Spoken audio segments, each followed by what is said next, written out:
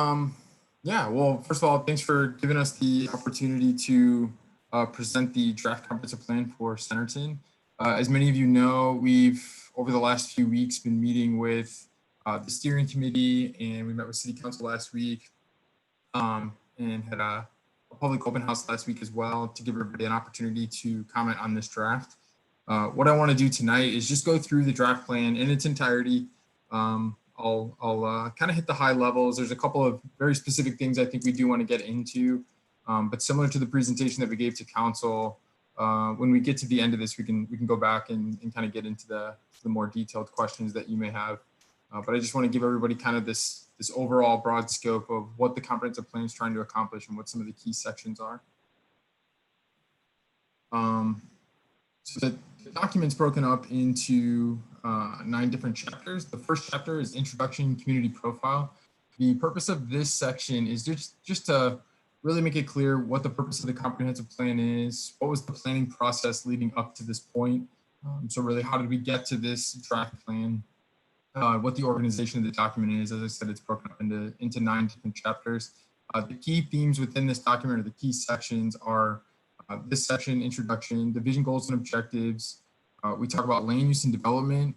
And then for more detail, we provide a residential areas and neighborhood revitalization chapter and an economic development and competitiveness chapter. And that's just a more detailed land use description and kind of deep dive into what is being identified in that chapter 3. Chapter 6 is the multimodal transportation. Chapter 7 is community facilities. 8 is parks, open space, and environmental features. And then the last chapter is implementation. One of the things that I want to stress too is we've gone through this planning process, what it took to get to these 9 chapters. So we did this project initiation when we first kicked off this effort. We met with the steering committee. We did key stakeholder interviews. We did presentations with. We did workshops with students at the junior high and also the high school. We had an online portal, a project website. We were able to participate either through questionnaires or through map.social, which is an online engaging tool that lets you do like your own maps, your own design. We also then, through all of that, prepared this existing conditions report. And a lot of that feedback that we received in the existing conditions report took in all that public feedback. It also took into consideration when we met with staff, we met with department heads at the very beginning there, and really outlined what some of the challenges were and potentially what they would be doing in the future. A lot of that led into the IOM, which ultimately translated into the actual draft plan. Then we moved into step 4, which is the community vision, goals, and preliminary policies. That's where we established the vision and the goals for the plan. Once that was where that needed to be, we started moving into the community-wide plan, which is a big part of what we're going to talk about tonight. And right now we're in step 6, so we're in that plan documents and adoption phase. We identified just where Centerton is in the region, more importantly, where it is within that Northwest Arkansas area. We identify the planning area. So the planning area itself includes both that red, which is the current Centerton municipal boundary line, and then that yellow, which is the planning area. So that's outside of your jurisdiction now, but within your planning jurisdiction based on planning agreements with surrounding communities. This is just a little bit more detail, context, shows an aerial, gives you an idea of the communities that are around you and probably what some of their growth areas are going to be in the future. We identified the existing conditions or the IOM, and in that we talked about existing land use. We talked about current zoning. The current zoning map continues to be, updated as new proposals come in. So that's something that you have online. We make that note in the bottom right, to be sure to be checking on the city's website for more up-to-date current zoning information. We did review quite a few past plans and studies as it related to the comprehensive plan development. A lot of these recommendations were carried through. If they were relevant to this planning process, they were carried through into this document. So this starts to become like your wholesale collection of all of these different components and all of these different recommendations that are from these different studies. As I'd mentioned, there was a pretty thorough outreach process conducted from kickoff with staff, kickoff with the department heads, kickoff with these key stakeholder interviews. We established that steering committee, which the steering committee made up of residents, business owners, elected officials, really just a collection of people who sincerely care about the community, kind of had their finger on the pulse of what some of the key issues are. We're able to serve as like the sounding board back to the community and from the community to us. Through all this different outreach, the community workshop that we held at the Ravington, the visioning workshop that we held at City Hall, a lot of key themes started to evolve from that. And those key themes were land use and development, housing and economic development, parks and open space, community character and services, and transportation mobility. And much of the plan itself is built off of these key themes that were identified by a wide range of those that participated in the project. We provided a demographic snapshot, which is a condensing of what's in the existing conditions report, that IOM. So there's a lot more detail in a different document. So if you're looking for kind of at a glance what's going on in Centerton now, that's what this page is doing, these next 4 pages. If you want more detail, that'll be available on the city's website through the existing conditions memo. We talk about the demographics, so what the population trends look like, where you were, where you're projected to be in 2024. We talk about income, age, the trends in terms of current total primary jobs in Centerton versus Northwest Arkansas primary jobs. We also talk about what those big employment sectors are, what your inflow outflow is, a more detailed analysis of the retail market itself, also breaking out that retail gap analysis so you can see in what areas you're either oversaturated or you have more opportunities in others. And then we talk about that Centerton and Benton County retail trends, so you can just see that comparison. The last component to this snapshot is the housing market, which is a pretty significant component of what we're talking about in terms of future land use. So if housing is something that you're very concerned with, this page really breaks down a lot of what the plan's land use recommendations, be it residential, are starting to try to capture. As I'd mentioned, sort of moving into this planning phase of the document, we established the vision, the goals, and objectives. The vision's very high level. It's a narrative. It's really meant to kind of paint the picture of what you want to accomplish in Centerton, over the next 20 years. And then the goals are really like these desired results, these outcomes that you're trying to achieve. And it's supposed to be somewhat specific where possible, but where it can't be possible, where it's a little bit general, there are these objectives that come in under it. So each goal is supported by a series of objectives that are much more specific. They're more action oriented. They're what you need to do that can be measured to actually achieve some of these objectives, or to achieve some of these goals and ultimately the vision. As I mentioned before, when I've gone through this, I'm not gonna read these in detail. And as we go into each subsequent chapter, for land use, residential areas framework, economic development, multimodal transportation, community facilities, and parks and open space, each one of these goals tees up the chapter. So each chapter is really trying to accomplish the goals that have been set forth within each one of these goals and objectives. And that's an important tie back, because a lot of what we're trying to accomplish, if it's land use, if it's transportation, if it's parks and open space, they need to speak to one another. They need to be related. So that's a big effort that we're trying to thread from the vision, goals, and objectives throughout the rest of the document. So inside the land use and development chapter, the main purpose of this, the goal, is to establish land use patterns and direct new development in a manner that ensures land use compatibility and alignment with infrastructure capacity. So of the 3 sections that make up this land use and development chapter, we're trying to address growth management. We're trying to clearly define what the future land uses should be. And then we're talking about comprehensive alignment. So how your zoning code may be out of alignment with what this comprehensive plan is starting to recommend for future land uses. So the first part of that is the growth management. And what we're trying to identify here, between 2000 and 2014, you can see is that yellow starts to come up on these maps. You can see over time, the way Centerton has been growing. We saw that before with the population trends, based on, in the past, this is how Centerton was growing over time. But here you can, through geography, just kind of see where that's at and how that's occurred, where the gravity is towards the east. And what we're trying to do is really establish that as a growth pattern and know that that's how growth is trending. And what does that mean to the plan? How should the plan respond to that? What should future land uses do that's in alignment with this natural growth pattern?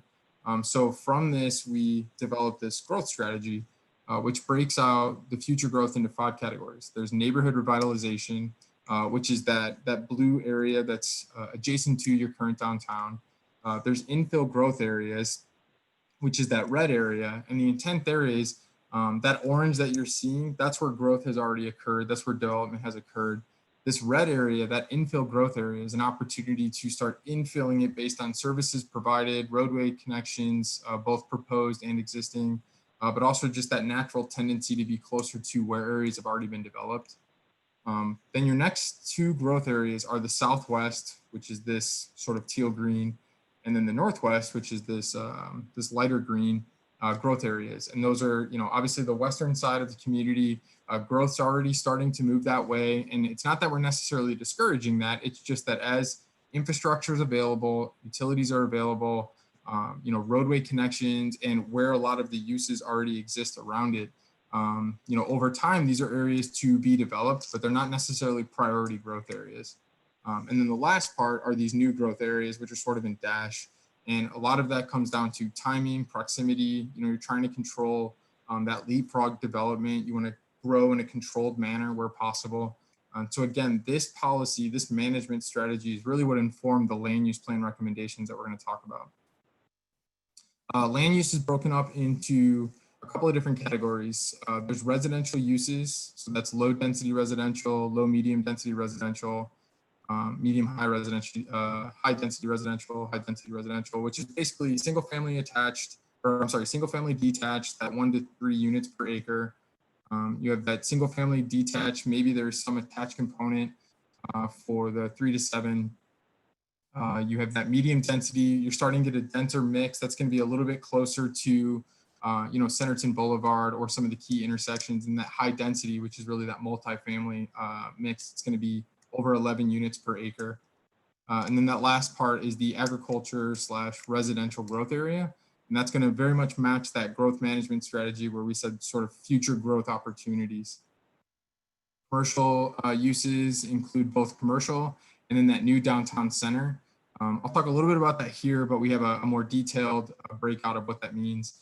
And I guess our thought as we've gone through this is there's a real opportunity with some land available to just to the south of your current downtown area to really reimagine what a downtown could be, both by scale, but also the kinds of uses that you could provide, what some of those entertainment opportunities might be. And it's really a consolidation of a few parcels as opposed to many. So when we get to that page, we can go into that a little bit more detail.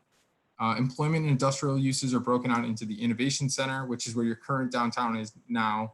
And the thought there was, as this transition could occur to this new downtown area, what do you do with the current downtown that you have now? There might be an opportunity for those kind of work spaces where it'd be like a work, live, adaptive reuse opportunity.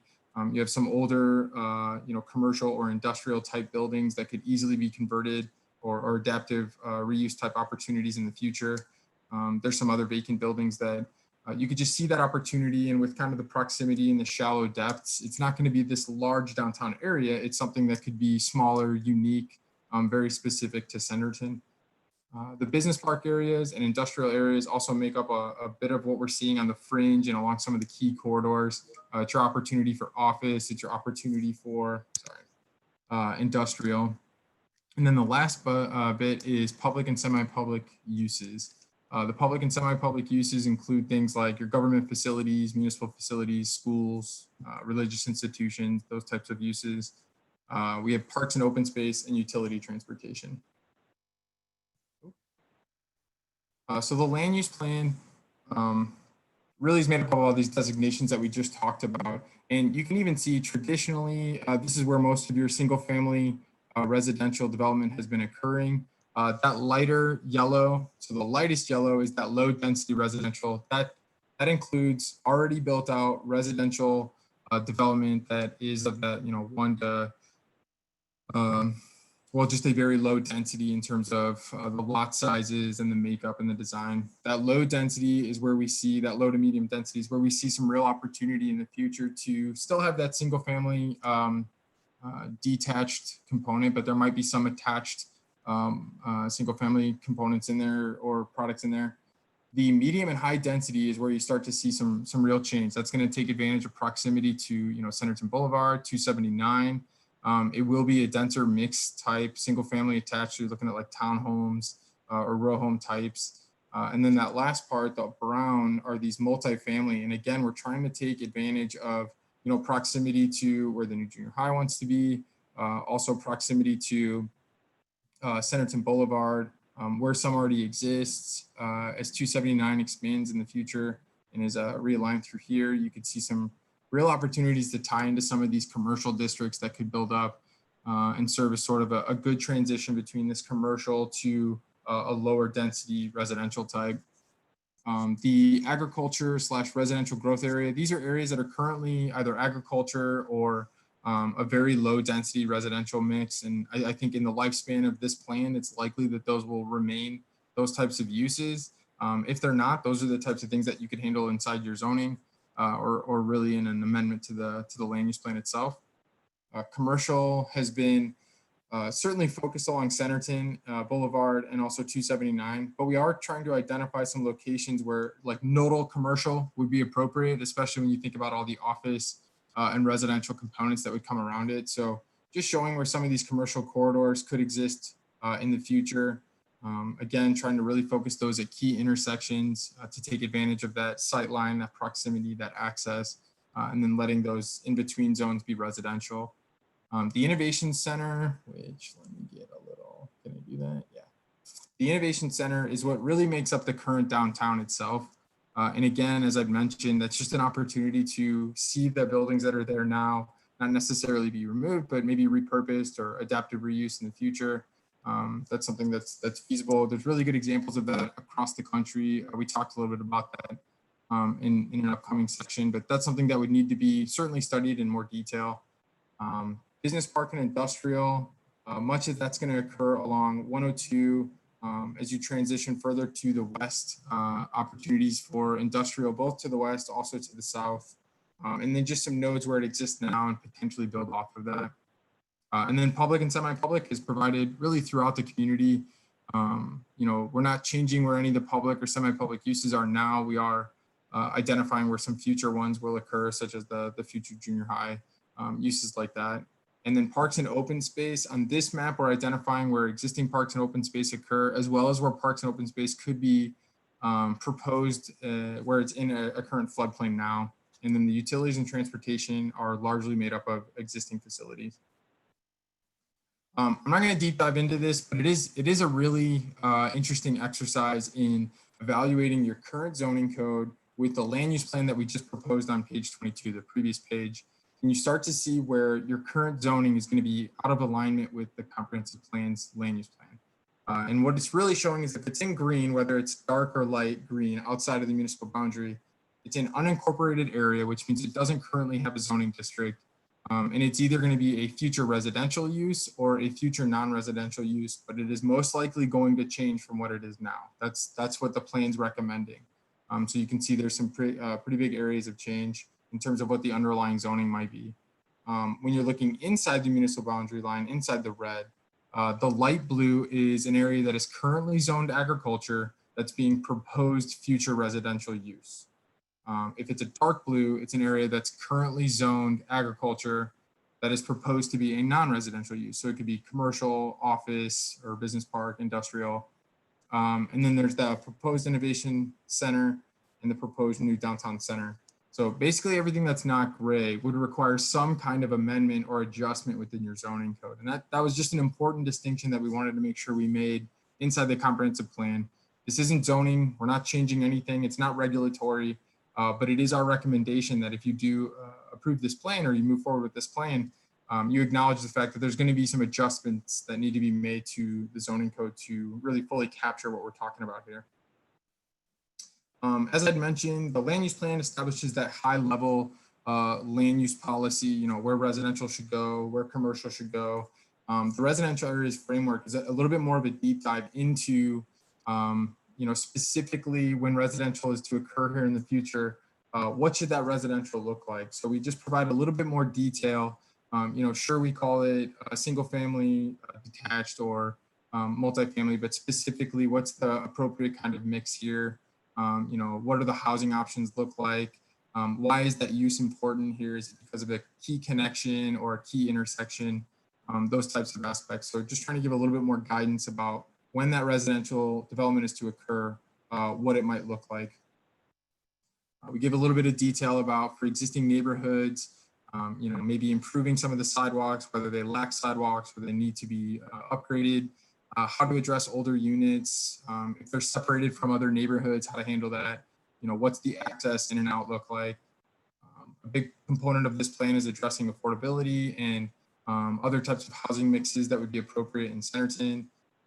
One thing that we heard throughout the process is that aging in place, the idea of being able to, live in a community, through your entire lifespan. And that's going to change in terms of the kinds of housing that you're looking for throughout that kind of that time period. And just the product mix, what's appropriate, what characters are important, if it's multifamily, single family detached, those types of things.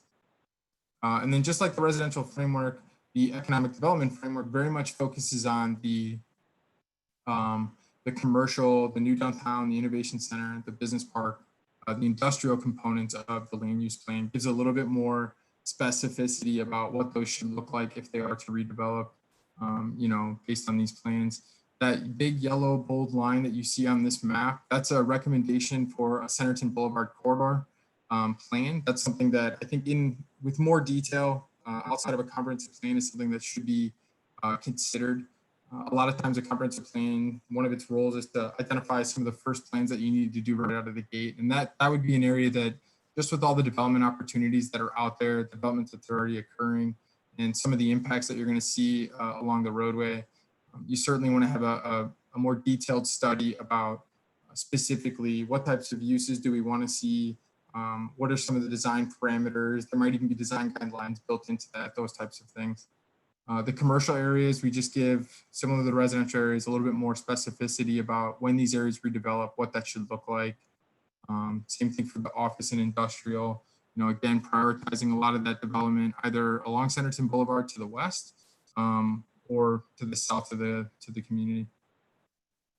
And this is the area that I was talking about for that Centerton Boulevard. You could certainly change this boundary, but these are the parcels that directly face Centerton Boulevard. And more specifically at that 279 intersection. And you can see a lot of this is already developed and built out. There's some opportunities, in the eastern edge and into the eastern edge of that central corridor. But your big opportunity areas are in that western edge and that Highway 279 area. So an additional study would be very helpful for that to better determine what's appropriate there.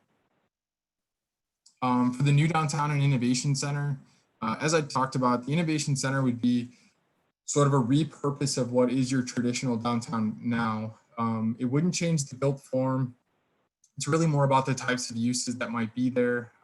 Those could be areas that might be more conducive to like brew pubs or different restaurant options. There might be an opportunity for that kind of like work and live type component.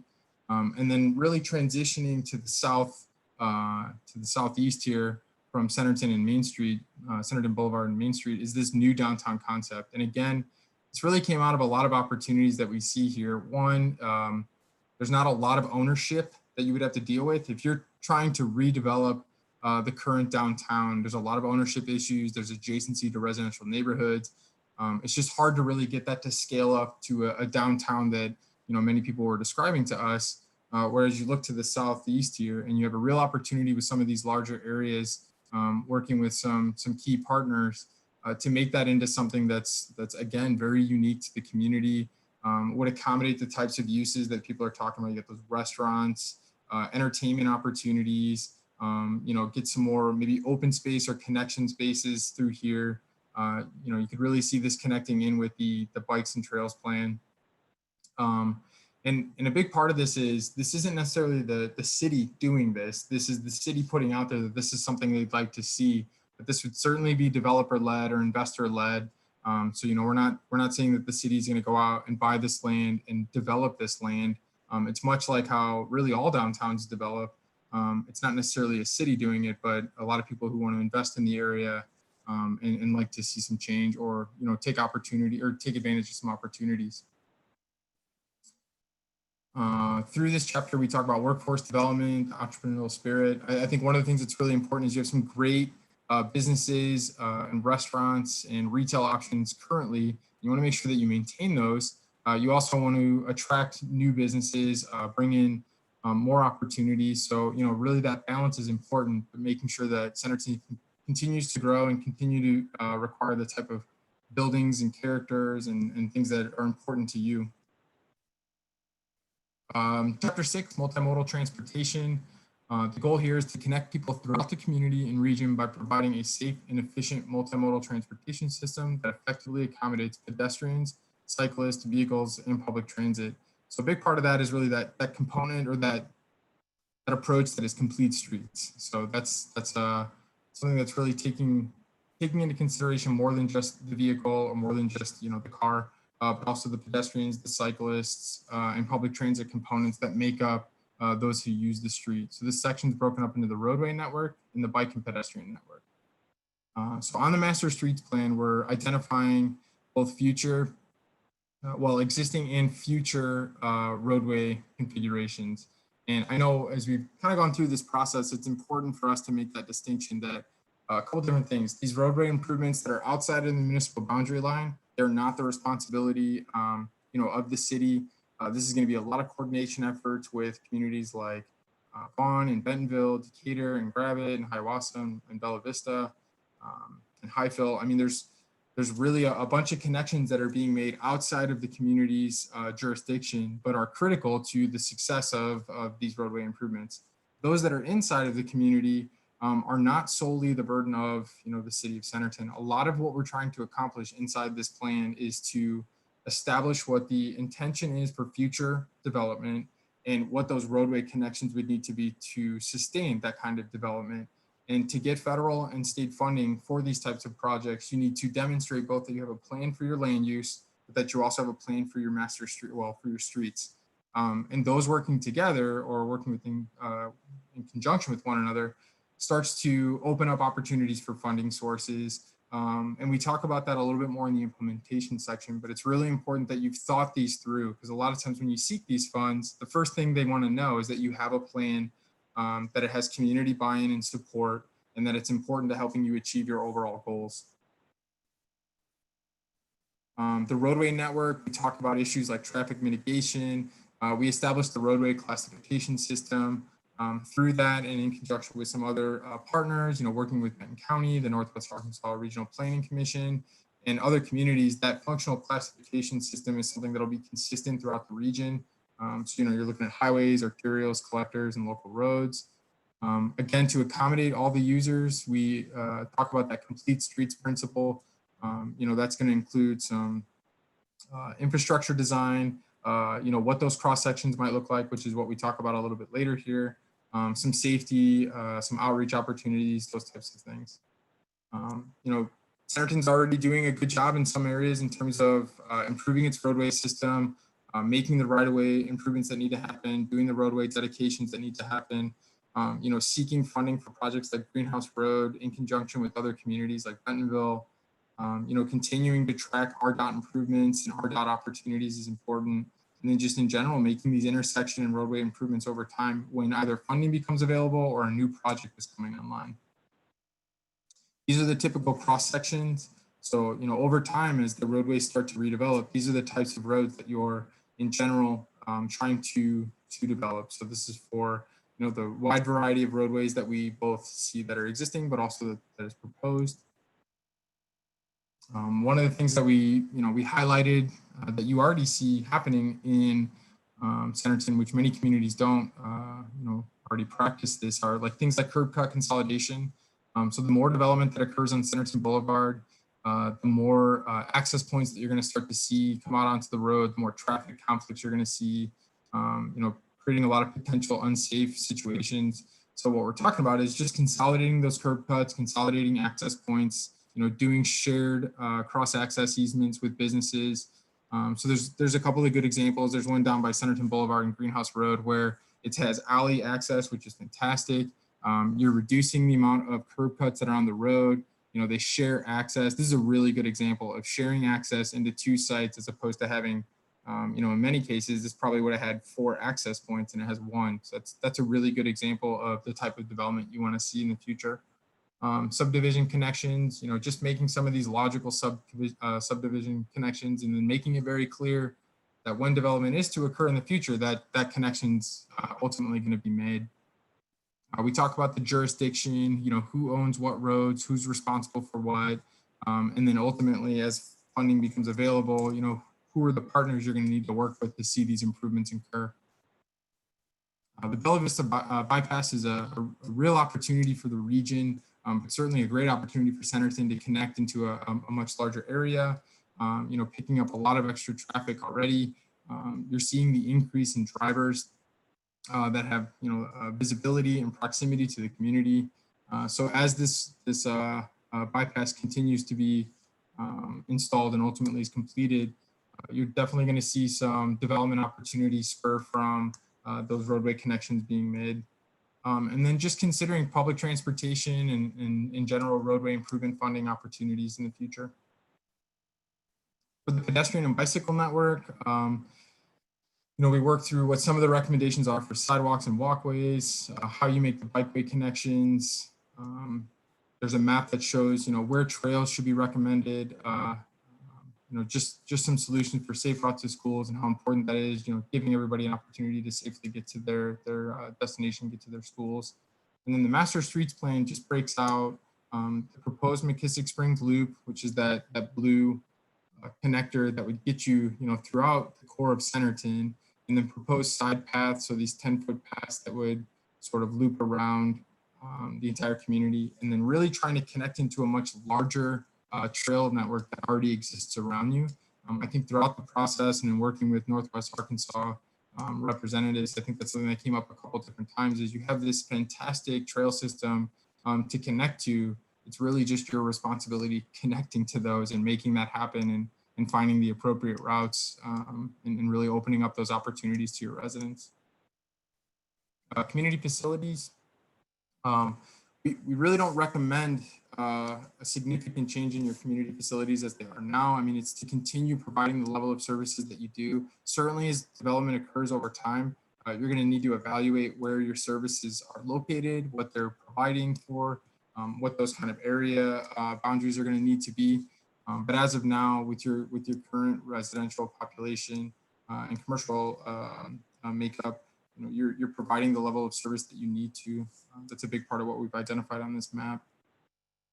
The education, public safety, and utilities component are a big part of how a community can develop. I mean, those are key reasons that people move to a community. One, that the utilities are provided, it's pretty easy. But in terms of like schools, what that school district makeup looks like, what proximities are to the types of services that people expect. And just overall the governments and public facility buildings. Again, no significant changes here. Obviously, City Hall's in the process of relocating, so that's something that we talk about here. But other than that, there's not a significant change. For parks, open space, and environmental features, a couple things going on this map. So the first part are where future parks, well, both existing and future parks and open space would occur. So those are the green areas that have been identified with the red call out. What you're seeing in yellow are these buffer zones, half-a-mile neighborhood park service area, which is a national standard. And it just shows that that's what's served by those existing parks. What we've identified in these blue circles, these blue buffers, are areas that over time, when residential development is to occur, you're going to need to provide some level of, or some type of park. It could be a neighborhood park. You could do a much larger community-wide park. But these are going to be areas that are underutilized or underserved based on where the future residential growth wants to be and the fact that there's really no parks or open space out in these areas right now, nothing public.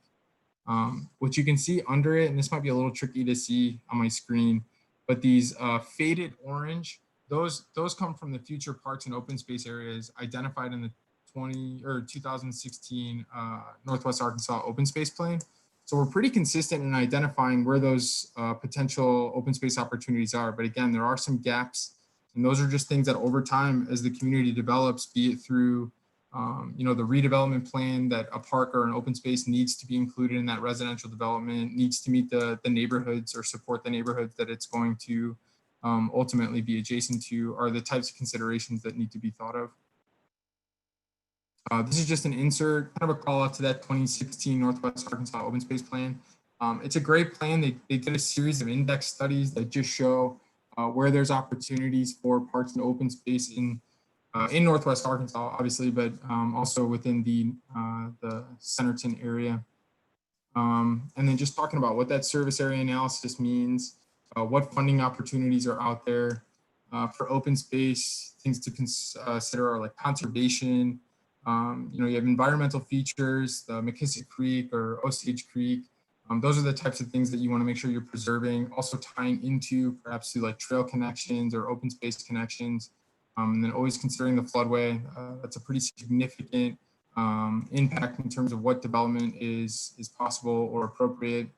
And then just talking about principles like conservation design. So if an area is to development or is development, just be aware of what its impacts might be and preserve what you can preserve. We provide some recommendations of what that could look like. And then the last chapter is implementation.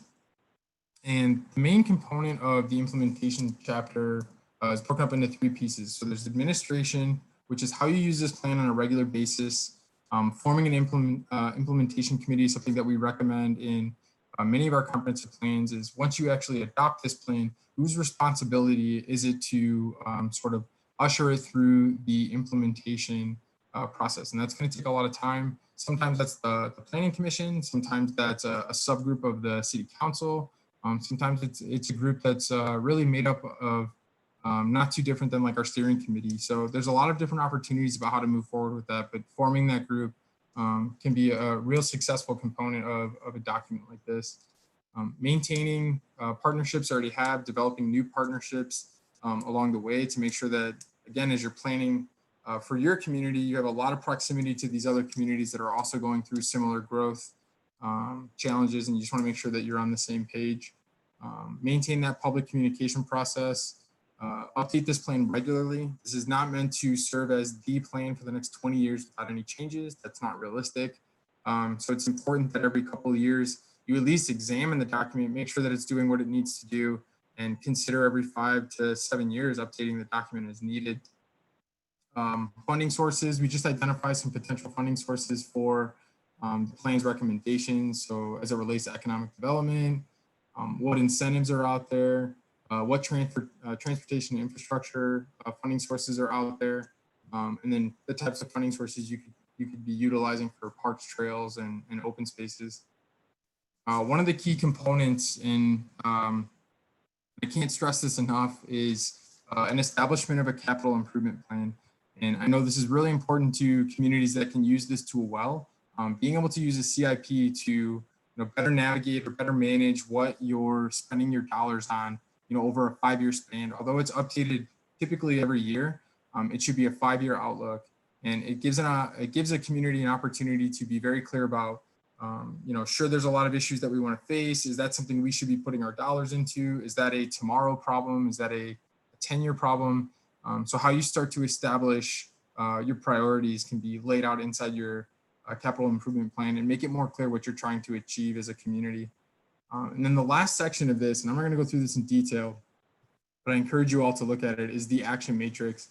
Probably one of my favorite parts of these documents because it's where you get all the plan recommendations, and it's really narrowed down to how do you make it an action. So it might be this great recommendation, but like, what does it mean? How do I do that?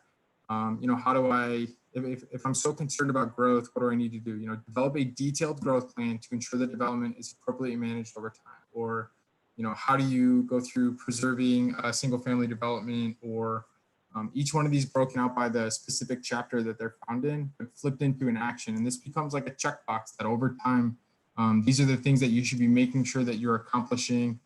There's priority actions, things that you might want to pick off first, or really make a strong effort to accomplish. Some are ongoing, some are in the short term, some are in the long term. So all of these are identified inside of this matrix. And then a big part of this is that responsibility. So, who's responsible for this specific thing? Is it Public Works? Is it the Planning and Development Department? Is it an outside department or an outside agency that you need to work with? All of that is framed out in the action matrix. So like I said, I won't go through that in detail, but that is the comprehensive plan overview. So any questions that you have, I can go to a specific page. If you just have any general questions, please feel free to provide those questions now.